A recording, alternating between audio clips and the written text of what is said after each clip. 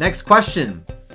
Hey, Dr. Islam, what can you tell me about over-the-counter laxatives? Oh, I love this question because so many people have the wrong idea when it comes to laxatives and their use and the over-the-counter treatment. People have been told you can't take laxatives. Your colon will become lazy.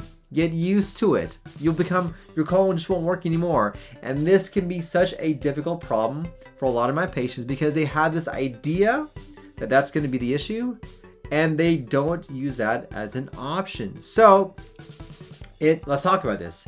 So over-the-counter treatments for constipation like laxatives are effective and are typically very safe even if you use this every single day for long periods of time. We have very good studies to show how effective they are and that they're very, very safe. But what we want to do is we want to find out why. Why are you having to use laxatives?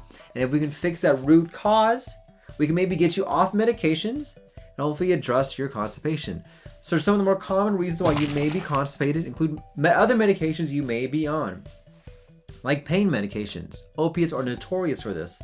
Blood pressure medications, anti-anxiety medications, antidepressive medications, or any other medication like vitamins can certainly make you constipated.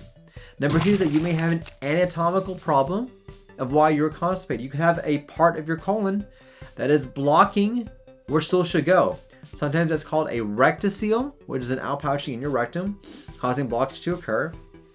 And there's special imaging we'd have to get to see if that's the case or not. Sometimes you could have what's called pelvic floor dysfunction, in which the muscles of your bottom, your rectum, are so tight, nothing can go through. You are literally retentive in your bottom. And the treatment for this is that we have to fix the muscles of the bottom to get that in line to fix the issue. Not more medications, but to fix that actual muscle. For some people, their colon may not contract as effectively, or you could have irritable bowel syndrome. Absolutely. Or lastly, you can have another condition that's contributing to constipation, like Parkinson's, thyroid disease, or other autoimmune diseases. Let me know in the comments down below if you know somebody who has these diseases in which constipation has been a problem for them. Here's what we need to do about constipation is that your body thrives on rhythm.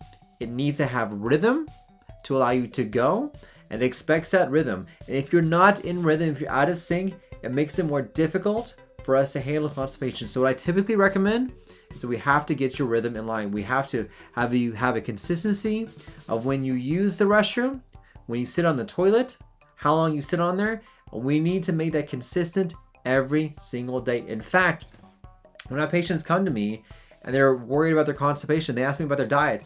I do not focus on diet when it comes to constipation. And a lot of my patients are freaked out. What? What are you talking about? I thought you were the diet guru. I am. But we need to get you in rhythm first. We need to get you going and flowing before we can add dietary changes to what we want to try and do. And that's more important than actually changing your diet. So what I typically recommend is to add some sort of fiber supplementation, whether it's wheat dextrin, psyllium, Benefiber, or Metamucil. But the most important thing is to go low and go very slow, because for some people, having too much fiber at one time can cause you to have a lot of side effects.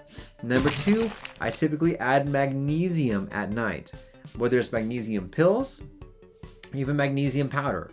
And you want to do this under the supervision of a healthcare provider because we need to check magnesium levels, and we want to titrate that until you can get effective bowel habits. If that doesn't work, sometimes I'll add over-the-counter laxatives like Miralax in the morning for coffee, which is very safe to do, even for long term. But the other thing I want you to be aware of is that it's okay to take medications. Don't be fearful of meds. They're very safe. And even over-the-counter medications are very, very, very, very safe when it comes to constipation. So long story short, here's a lowdown on over-the-counter laxatives. They work, they're effective, and under the right condition, it can really help out. But let me know in the comments down below, what's been your experience with over-the-counter laxatives? Have you tried this? Have you tried magnesium, fiber supplementation? We'll love to hear what you guys have to say and what your comments on are that as well.